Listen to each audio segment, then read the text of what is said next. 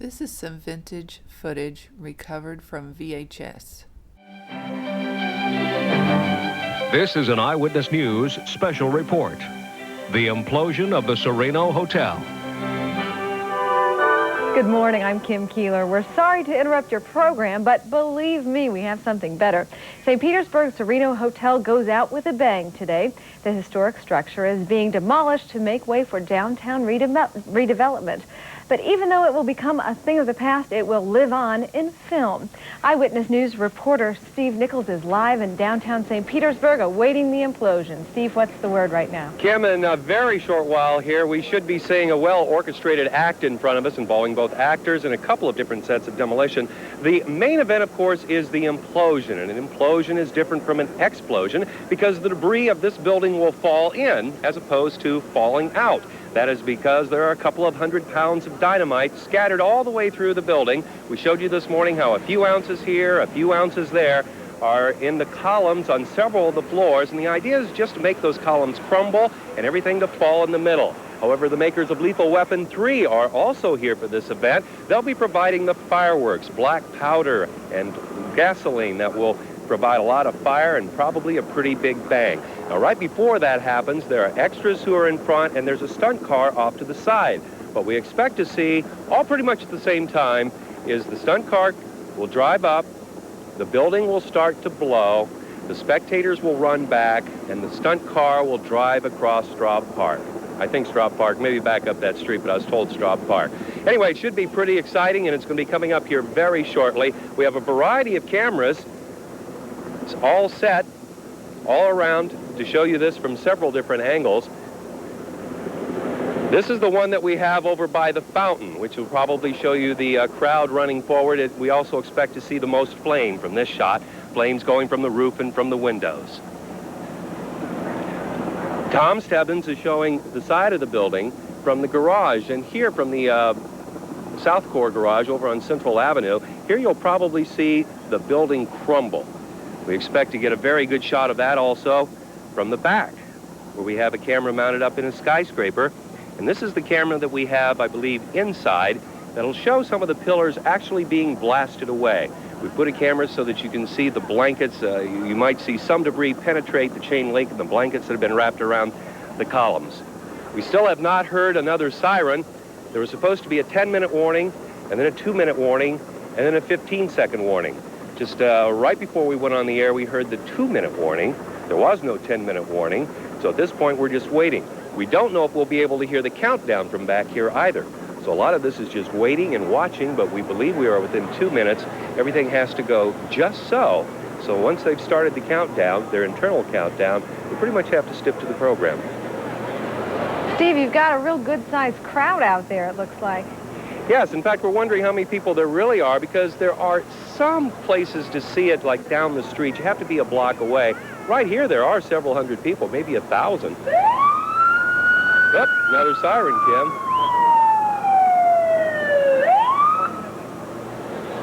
Don't know what that meant, but that could mean that we were within 15 seconds.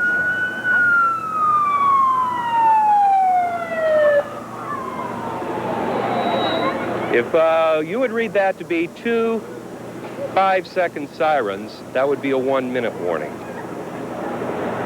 This means there will be one final look around the property by the people in charge of the actual demolition, because although there's a little bit of Hollywood here, there's a certain degree of danger too. They have to make absolutely sure everyone is back from the blast zone. It's interesting that the most danger here is posed by what Hollywood is doing, and not that much of that. The people who knocked these buildings down developed their technology over 50 years ago. They have imploded several thousand buildings, and they say in that experience, they have never had a misfire. Nonetheless, once the building is down, nobody will be allowed to approach it. Well, people from the demolition company, people from the fire department, the fire marshal's office, will go over to the rubble, make sure everything has been blown so there won't be any accidents later. There will also be a lot of dust after this. I would expect, depending on which way the wind blows, it could get pretty dusty around here. However, fire hoses have been hooked up to the fire hydrants around the building,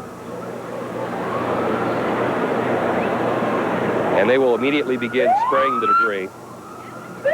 keep the dust cloud down. There we had 3 1-second sirens. That should be 15 seconds.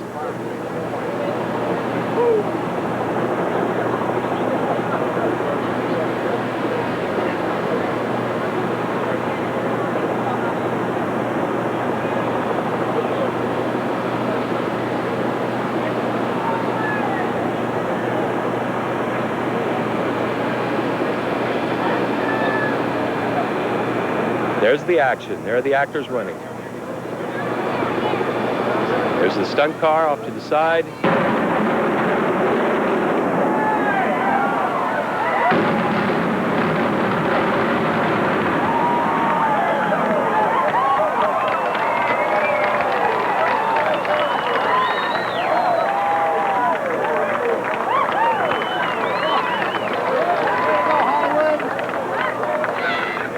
Crowd like that, Kim. What a fantastic spectacle. Look at that dust cloud. That dust cloud, the Soreno was 7 stories tall. And that dust cloud is bigger than the Soreno.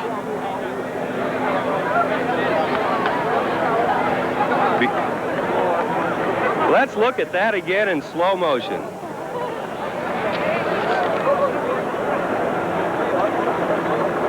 This is from the rear of the hotel.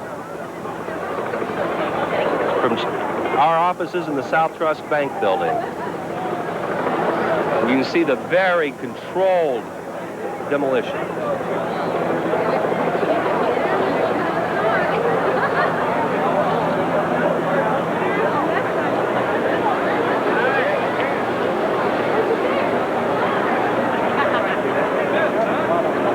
Quite a sight. Quite a lot of work went into this. The people from Hollywood told us they have been working on their pyrotechnics that you just saw flash there for 6 weeks. And of course, Controlled Demolitions Incorporated had been here for about the same period of time readying the building. Now it's all over. Kim? And it looks like it all went just as planned, Steve. No problems whatsoever. Not that we can tell from here. People are beginning to mill about. We have yet another slow motion shot of what this looked like just a few minutes ago. Some fast work in the editing room trying to turn around some of the shots our cameras caught.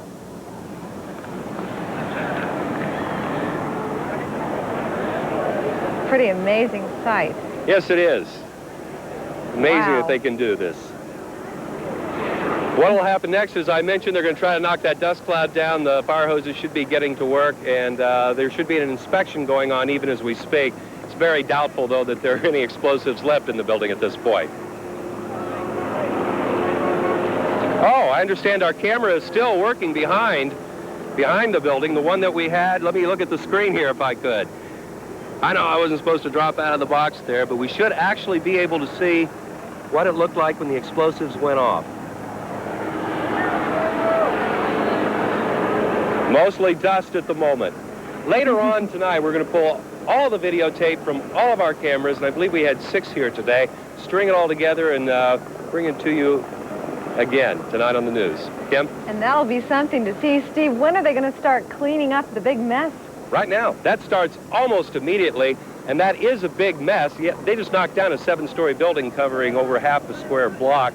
It'll take them, they estimate, 45 days to haul the debris away. Then Bay Plaza Companies, the owner of the building and the owner of the property, tells us they are going to landscape the property until they're ready to build something new on it.